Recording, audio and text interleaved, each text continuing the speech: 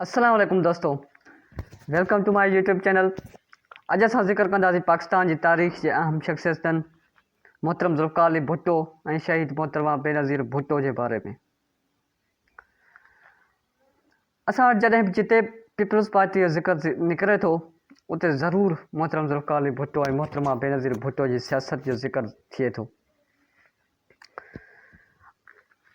अक्सर करे असां वटि इहो चयो वेंदो आहे त मोहतरम ज़ुल्फ़िकार अली भुट्टो पाकिस्तान जी तारीख़ जी हिकु अहम शख़्सियत आहिनि, बल्कि मुल्क जी पाकिस्तान जे अवाम जा हीरो आहिनि, छाकाणि त हुन मुल्क खे न्यूक्लियर पावर ॾिनो। हिन 1973 जो आइन ॾिनो। हुन इंडिया खां 95,000 कैदी छॾाया। हुन रूस खां स्टील बिल वठी ॾिनी वग़ैरह वग़ैरह। जॾहिं तारीख़ जा सही पैरा खणंदासीं त इहे ॻाल्हियूं असांखे मुतज़ाद नज़र ईंदियूं। तारीख़ जे कटारे में मोहतरम ज़ुल्फ़िकार अली भुट्टो जी हैसियत हिकु अवामी लीडर न बल्कि हिकु इक़्तिदार जे बुखे अदाकार ऐं बकार सियासतदान जहिड़ी आहे। तव्हां ज़रूरु सोचींदव त मां इहो कीअं थो चई सघां, पर इहा हक़ीक़त आहे।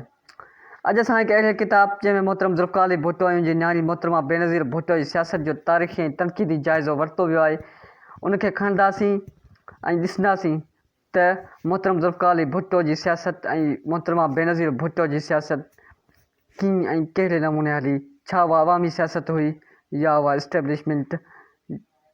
इस्टेब्लिशमेंट जे सहारे सां हली। त दोस्तो, इहो किताबु आहे मूंखे मारियो सजणे, शहीद ज़ुल्फ़िकार अली भुट्टो ऐं शहीद बेनज़ीर भुट्टो जी सियासत जो तारीख़ी ऐं तनक़ीदी जाइज़ो, ऐं इन जो लेखक आहे इदरीस लिगारी। हिन किताब जे मुहाग मां लेखक जी चंद लाइनूं मां तव्हांखे अर्ज़ु रखंदुसि जेकी भुट्टे साहब जी अवामी लीडर हुजण जी नफ़ी कनि थियूं। मुहाग में मोहतरम इदरीस लिगारी लिखे थो, सच त आउं पंहिंजे अहिड़ी तहक़ीक़ी मुताले नतीजे में हैरान थी वियुसि त असां अवाम जी घणाई खे भुट्टे साहब जी बुनियादी सियासत, जंहिंजे नतीजे में हू इक़्तिदार जे सभ खां आला ऐं इंतिहाई ताक़तवर उहिदे ते पहुतो ऐं उनखां पोइ पंहिंजे इक़्तिदार खे तोल ॾियण लाइ हिन जेकी पॉलिसियूं, तौर तरीक़ा, उस्तादियूं, चालबाज़ियूं, अदाकारियूं, आइन में तरमीमूं, मुखालफ़नि खे बेरहमी सां ख़तमु करणु, रूस जे मुखालिफ़त ऐं मुक़ाबले में अमरीकी साम्राज खे मज़बूत करणु, उनजो वंकारू थी सॼी दुनिया में हलण ऐं ॿियनि खोड़ फ़ैसिलनि ऐं अमलनि जी वॾी हद ताईं ख़बर ई न आहे, या उहे ॻाल्हियूं किन सबबनि जे करे अवाम जे वसी हल्के ताईं न पहुची सघियूं आहिनि। त दोस्तो, इहे ई ॻाल्हियूं आहिनि, इहे ई पॉलिसियूं आहिनि जेके, इहे ई उस्तादियूं आहिनि जेके मोहतरम ज़ुल्फ़िकार अली भुट्टे हलायूं। बक़ौल लेखक जे भुट्टे साहब कॾहिं बि कंहिं बि हिकु अहम ऐं मरकज़ी इदारे खे मज़बूत करणु न ॾिनो। भुट्टे साहब जी हुकूमत ऐं उनजी सियासत ते गहरी नज़र विझंदासीं त भुट्टे साहब जी सॼी सियासत में अवाम ऐं ग़रीब दोस्त पॉलिसी किथे बि नज़र न ईंदी। जॾहिं आइन ऐं कानून जी ॻाल्हि अचे थी, असांजी अखि ज़ुल्फ़िकार अली भुट्टो ॾांहुं खॼे थी त 1973 जो आइन मोहतरम भुट्टे साहब ई ॾिनो। पर छा इहो आइन नंढनि क़ौमनि जी पासदारी करे थो, नंढनि क़ौमनि जे हक़नि खे तहफ़्फ़ुज़ ॾिए थो? अचो त उनखे ॾिसूं। तारीख़ शाहिद आहे त भुट्टे हर वक़्तु हर हंधि इक़्तिदार जी बुख में नंढनि क़ौमनि जे हक़नि खे बिल्डोज़ ऐं बाईपास करे पंजाब ऐं मर्कज़ जे चापलूसनि उन्हनि खे हर तरह जे रिलीफ ॾियण में वसां न घटायो आहे। 1973 जे आइन जे बारे में मोहतरम रसूल बख़्श पली जो छा थो चवे, अचो त उनजो जाइज़ो लो ऐं ॾिसूं त 1973 जो आइन नंढनि क़ौमनि खे कहिड़ा रिलीफ, सहूलियतूं ऐं फ़ाइदा थो ॾिए। हिन किताब जे सिफ़े नंबर 74 ऐं 75 ते लेखक जामी चांडे जे किताब सियासी अदब जुल्द 3 सिफ़ो 37 जो हवालो ॾींदे उनमें छपियल मोहतरम रसूल बख़्श पलीजे जी 1973 जे आइन जे बारे में राय ॾिनी आहे। मोहतरम रसूल बख़्श पली जो लिखे थो, हीअ आइन जमूरियत जे चिलकनी पनी में विढ़ियल डिक्टेटरी ज़हर जी पुरी आहे, सिंध लाइ ऐं पाकिस्तान जे नंढनि क़ौमनि लाइ ऐं समूरे बचियल पाकिस्तान लाइ के भोरड़ा सिंधी भुट्टे साहब जी सदारत जे हुश ते ख़ुशि थी उहो कातिल ज़हर पीअण लाइ तयारु था ॾिसजनि, पर पोइ सिंधियुनि जो मशर ई रुली वेंदो। ॿियो त ठहियो रुॻो दांह करण खां बि वेंदासीं हलिया। सभु को चवंदो मियां पंहिंजे हथ सां कारो मुंहुं कयो अथव, हाणे वरी टिण टिण छाजी था करियो, पोइ पंहिंजी वठी जो कहिड़ो वेझ कहिड़ो तबीब। हिटलर त अहिड़े आइन ऐं कानून हेठि क़ौमनि जे चूंडियल नुमाइंदे तौर ऐं कानून मूजिबि आइनी डिक्टेटर थियो। असांखे इहो जमहूरी ऐं अवामी आइन घुरिजे जंहिंमें इंसान जे अवाम जी क़ौमी हैसियत, क़ौमी ऐं अवामी हक़नि ऐं क़ौमी ज़बान खे साफ़ साफ़ नमूने तस्लीम ऐं महफ़ूज़ कयो वियो हुजे। हीअ सिंध दुश्मन, अवाम दुश्मन, फाशी आइन असांखे न घुरिजे। नई आइन, नई वन यूनिट जे क़ैद खाने जे मथां क़ैद खाने जे दीवार मथां नकली इस्लाम जो रंग ऐं नकली सोशलिज़म जो रोकन बखे आवाम खे ख़ुशि कयो आहे। क़ैद खाने जे पहरेदारनि ऐं जेलरनि खे आवाम जूं वर्दियूं पहिरायूं वियूं आहिनि। अॻूणे बनीवत में कमज़ोरी उहा हुई जो उहो डिक्टेटरी पाछे हेठि संगीननि जे नोक सां आवाम जे मथियां मरियो वियो हो। ऐं नएं आइन वन यूनिट खे उन कमज़ोरी खां आजो कयो आहे। नओं वन यूनिट आवाम जे वोट सां चूंडियल नुमाइंदनि हथां ऐं आवाम जे क़ाइद जी हिदायत ऐं ज़ेर निगरानी में मरियो वियो आहे। पाकिस्तान जो अवाम गुज़िरियल 25 साल में कई दुख ऐं फ़रेब खाई चुको आहे, पर अहिड़ी वेसाघाती पाकिस्तान जहिड़े वेसाघातनि जे मुल्क में बि न थी आहे, विरली थी हूंदी। अॻे त अवाम दुश्मन ख़िलाफ़ फ़रियाद हो, पर हाणे रुॻो अवाम दोस्तनि न पर अवाम जे क़ाइदनि सां वास्तो आहे। उन्हनि जी दांह कंहिंखे ॾिजे। नएं आइन पाकिस्तान जे मज़लूम अवाम ऐं मज़लूम क़ौमनि जे आसनि ऐं उमेदनि खे जेकी फटे न आहिनि तिन ते लूण बुरकण लाइ मज़लूम अवाम ऐं मज़लूम क़ौमनि जा अज़ली वेरी वरी बि जमहूरी पग ॿधी अची गॾु थिया आहिनि।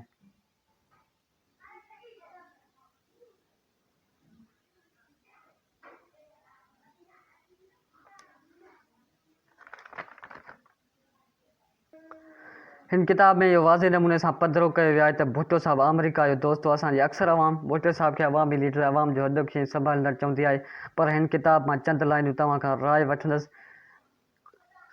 त छा भुट्टो साहिब खे वाक़ई अवाम प्यारी? नामियारो सियासतदान असगर 1970 जी शुरुआत हुई। 1970 जी शुरुआत में जॾहिं मुंहिंजे दोस्तनि ऐं मूं तहरीक इस्तक़लाल न ठाही हुई, तॾहिं भुट्टे मूंखे पीपल्स पार्टी में शामिलु थियण जी दावत ॾिनी।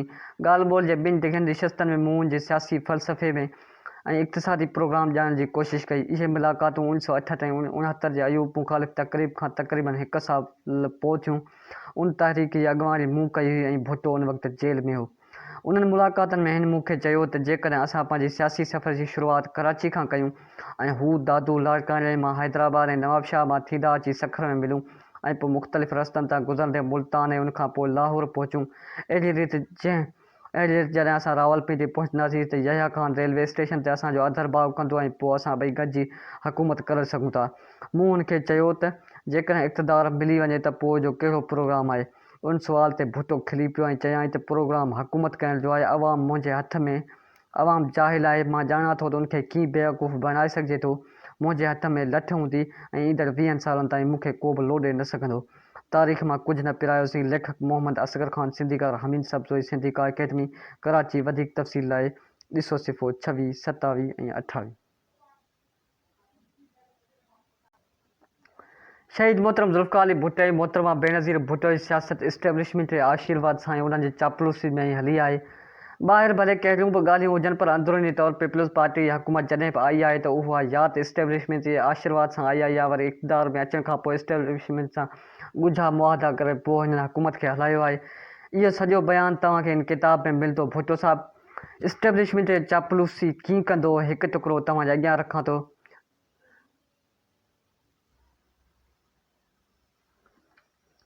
जॾहिं भुट्टो साहिबु साम्हूं जे कानून वारे कॉन्फ्रेंस में शामिलु थियण लाइ स्विट्ज़रलैंड वियो हो, तॾहिं उतां सिकंदर मिर्ज़ा खे लिखियाईं, imperishable and devoted loyalty to you. I feel that your services to Pakistan are indispensable. When the history of our country is written by objective historians, your name will be placed even before that of Mr. Jinnah, sir. I say this because I mean it, and not because you are the president of my country. I do not think I could be found guilty of the charge of the filtry. मुंहिंजी तोसां लाज़वाल ऐं पाण अर्पींदड़ वफ़ादारी सदाईं क़ाइमु रहंदी। आउं सम्झां थो त तव्हां जेकी पाकिस्तान जूं ख़िदमतूं पिया करियो, अहिड़ियूं ॿियूं केर बि करे कोन सघंदो। जॾहिं इंसाफ़ पसंदि तारीख़ नवीस पंहिंजे मुल्क जी तारीख़ लिखंदा, तॾहिं तव्हांजो नालो मिस्टर जनाह खां बि अॻु भरो लिखियो वेंदो। साईं, आउं उन करे चवां थो जो उहा मुंहिंजे दिलि जी ॻाल्हि आहे। उन लाइ नथो चवां तव्हां मुंहिंजे मुल्क जा सदर आहियो। आउं नथो सम्झां त को मूं ते ख़ुशामद जो इल्ज़ाम लॻे सघे थो। Zulfi Bhutto of Pakistan, Stanley Wolpert, third edition, Oxford University Press, Karachi, page number 55। मोहतरमा बेनज़ीर भुट्टो जी सियासत ते बि जॾहिं नज़र विझंदासीं त कीअं हुन नुसरत भुट्टो पंहिंजी माउ खे पार्टी मां कढी छॾियो, पंहिंजे भाउ खे अकेलो करे छॾियईं, सिर्फ़ु उनजे करे जो उन्हनि रोकियो थिए त जनरल ज़िया जे माण्हुनि सां डील न करे, उन्हनि खे हुकूमत में शामिलु न करे। छाकाणि त उन्हनि जा हथ जनरल ज़िया ऐं उन्हनि जा माण्हू मोहतरम ज़ुल्फ़िकार अली छाकाणि त उन्हनि जा हथ उन्हनि जे माण्हुनि जा हथ मोहतरम ज़ुल्फ़िकार अली जे खून में रंगियल हुआ। उहे क़ातिल हुआ भुट्टो साहिब जा, पर बेनज़ीर पंहिंजी भाउ नुसरत भुट्टो ऐं भाउ मुर्तज़ा भुट्टो जी हिकु बि न मञी ऐं आमिर ज़ा जे माण्हुनि खे हुकूमत में शामिलु करे छॾियईं।